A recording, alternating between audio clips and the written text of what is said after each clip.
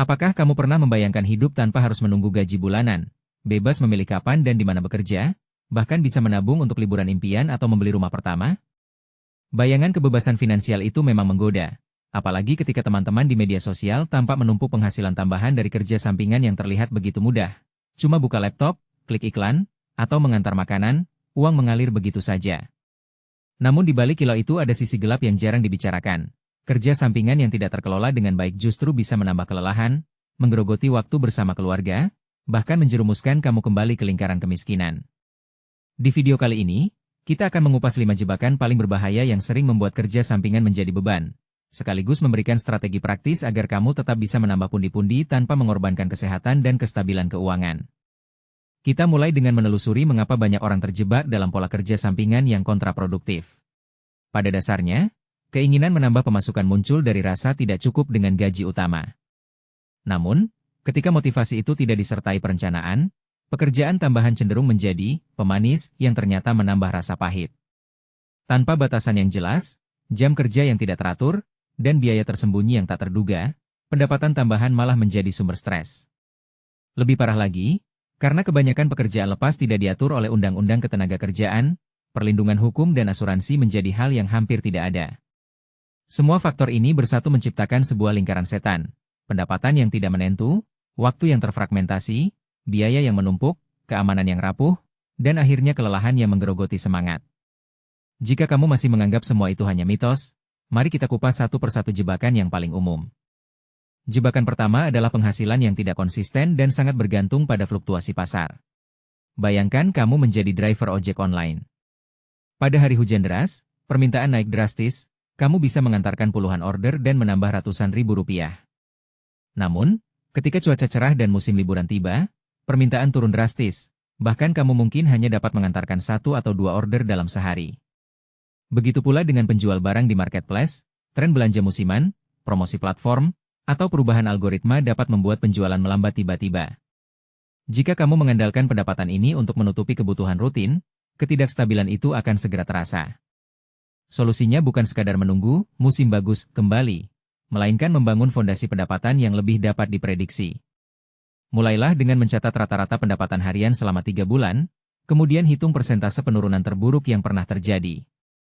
Dari situ, tetapkan target minimal yang harus tercapai setiap minggu untuk menutupi biaya tetap. Jika target tidak tercapai, kamu sudah memiliki data yang jelas untuk menilai apakah pekerjaan sampingan tersebut layak dipertahankan atau harus diganti dengan opsi yang lebih stabil. Jebakan kedua berhubungan erat dengan waktu kerja yang tidak teratur, yang pada akhirnya mengganggu pekerjaan utama atau kehidupan pribadi.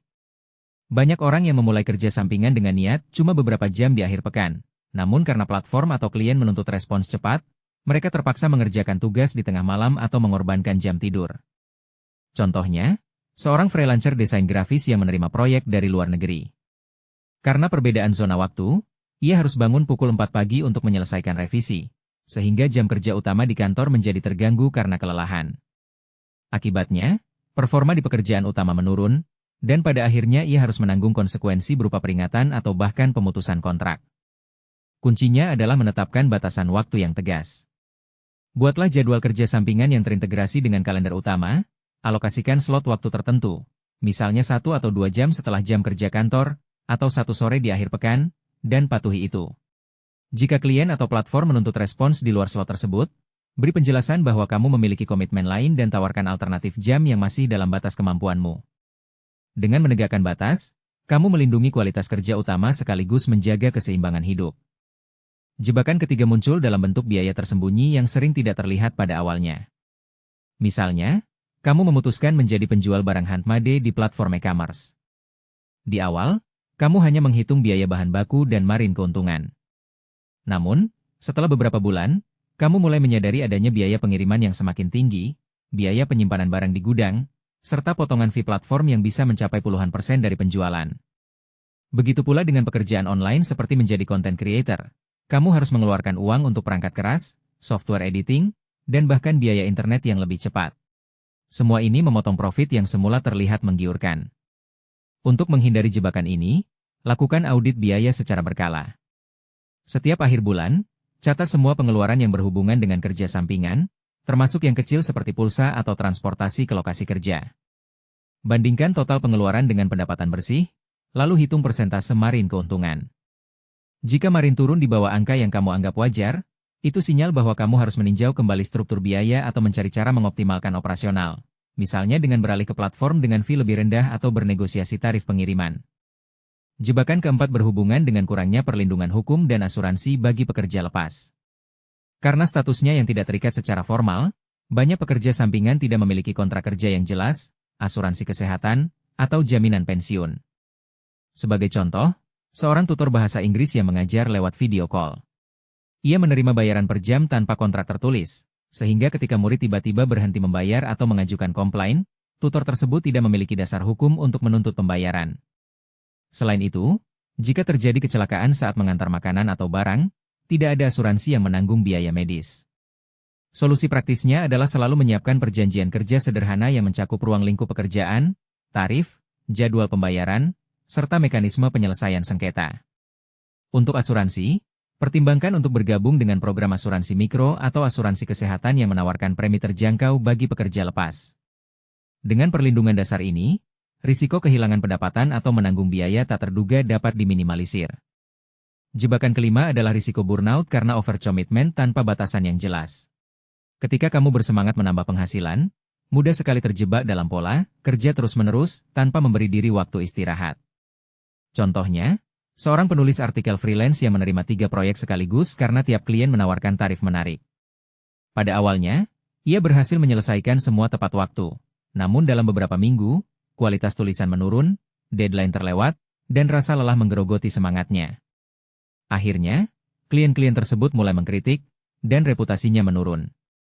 Burnout bukan hanya soal kelelahan fisik, melainkan menurunnya kreativitas, motivasi, dan kesehatan mental.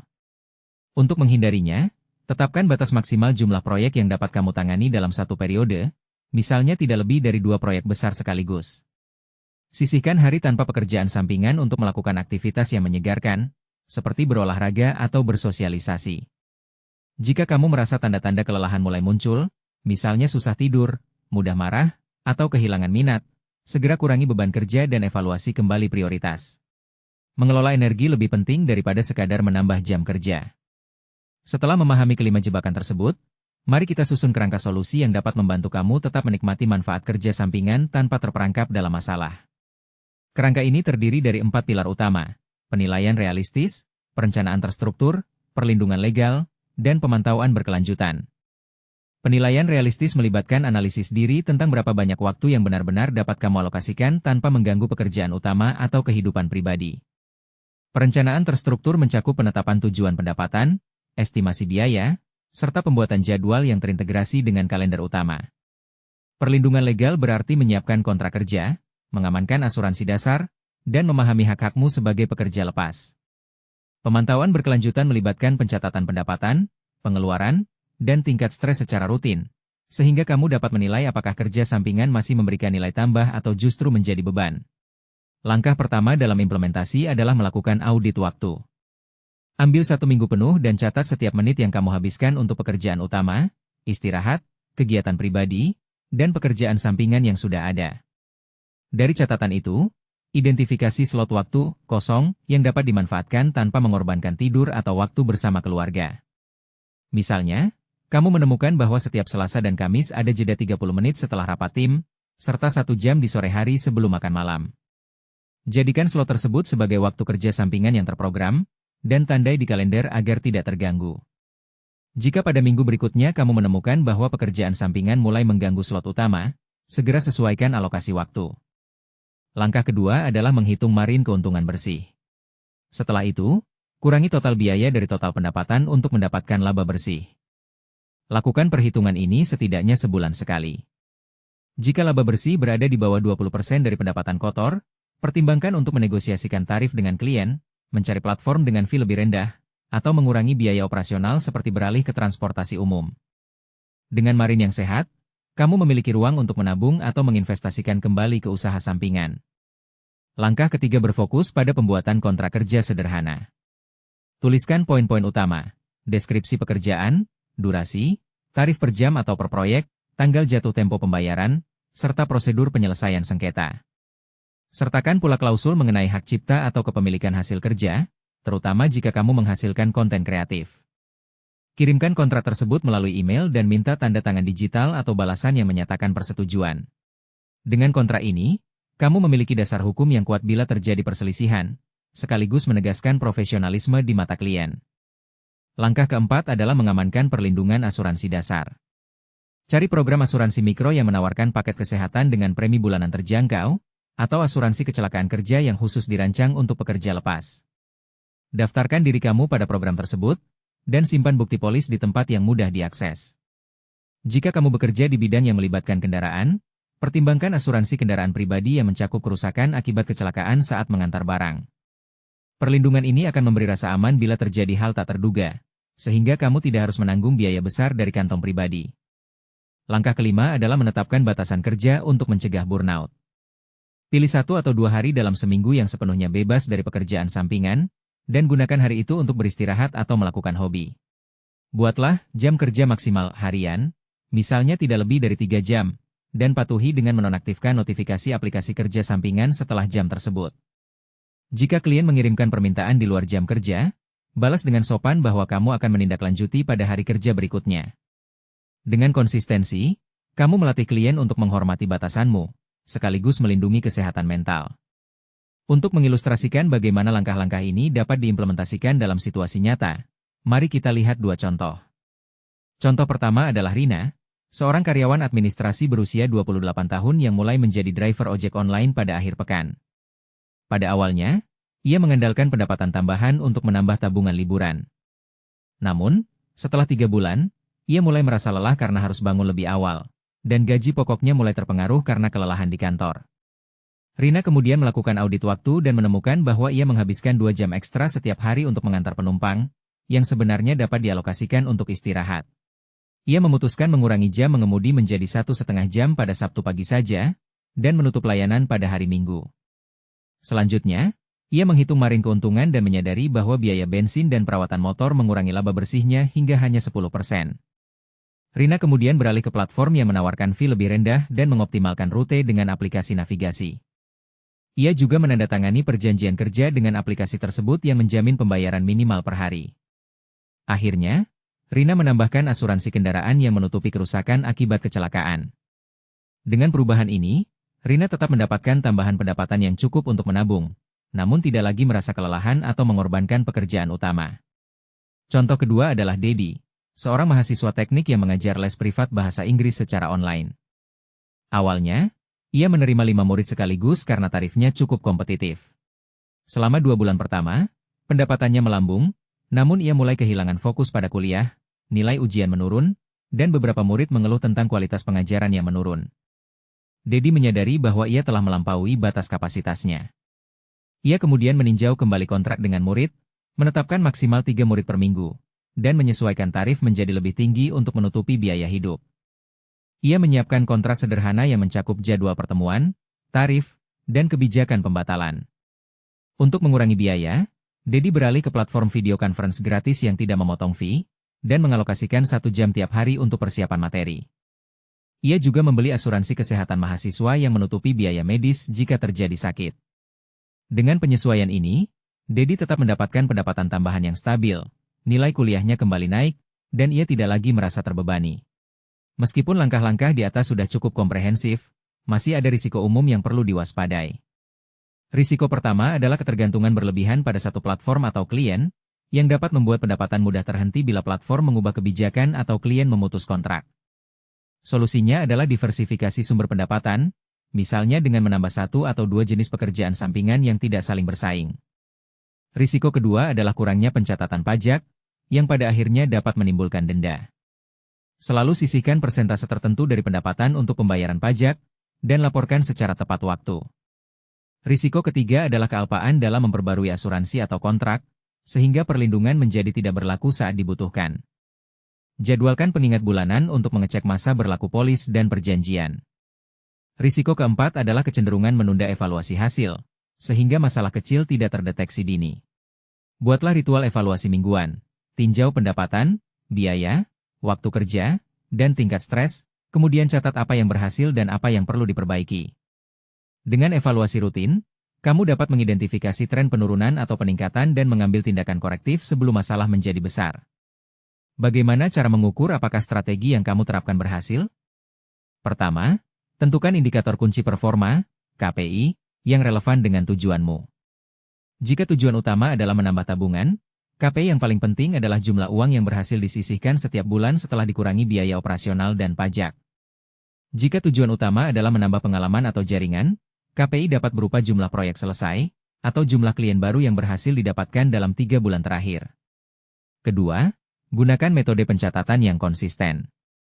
Setiap akhir pekan, catat total pendapatan bersih, jam kerja yang dihabiskan, dan tingkat kelelahan pada skala 1-10. Ketiga, bandingkan data tersebut dengan target yang sudah kamu tetapkan pada awal bulan. Jika pendapatan bersih sudah mencapai atau melampaui target, dan tingkat kelelahan berada di bawah batas yang kamu anggap wajar, maka strategi kamu dapat dikatakan berhasil. Jika tidak, identifikasi faktor penyebab kegagalan. Apakah karena biaya yang melambung, jam kerja yang terlalu banyak, atau klien yang tidak membayar tepat waktu, lalu lakukan penyesuaian pada langkah yang bersangkutan. Misalnya, jika biaya transportasi naik, pertimbangkan untuk beralih ke pekerjaan yang tidak memerlukan mobilitas fisik, atau negosiasikan tarif yang lebih tinggi dengan klien. Setelah semua itu berjalan, penting untuk tetap menjaga semangat dan komunitas yang mendukung. Berbagi pengalaman dengan orang lain yang memiliki tujuan serupa dapat memberikan insight baru, sekaligus memotivasi ketika tantangan muncul. Disinilah peran komunitas online atau grup lokal menjadi sangat berharga. Kamu dapat bertukar tips tentang platform terbaik, cara menegosiasikan kontrak, atau bahkan berbagi rekomendasi asuransi yang terjangkau. Dengan jaringan yang kuat, kamu tidak lagi sendirian dalam menghadapi jebakan-jebakan yang ada. Akhir kata, kerja sampingan memang dapat menjadi jalan pintas menuju kebebasan finansial, namun hanya bila kamu mengelolanya dengan cerdas. Hindari terjebak dalam penghasilan yang tidak konsisten, jam kerja yang mengacaukan rutinitas, biaya tersembunyi yang menggerogoti profit, kurangnya perlindungan hukum, serta risiko burnout yang mengancam kesehatan. Terapkan langkah-langkah praktis yang telah dibahas, audit waktu, hitung maring keuntungan, buat kontrak kerja, amankan asuransi, dan tetapkan batasan kerja. Lakukan evaluasi rutin dengan KPI yang jelas, dan sesuaikan strategi bila diperlukan. Dengan pendekatan yang terstruktur, kamu tidak hanya menambah pemasukan, tetapi juga menjaga kualitas hidup dan keamanan finansial jangka panjang. Jika kamu merasa video ini bermanfaat, jangan lupa tekan tombol subscribe, aktifkan notifikasi agar tidak ketinggalan konten selanjutnya, dan bagikan pengalamanmu dalam mengelola kerja sampingan di kolom komentar.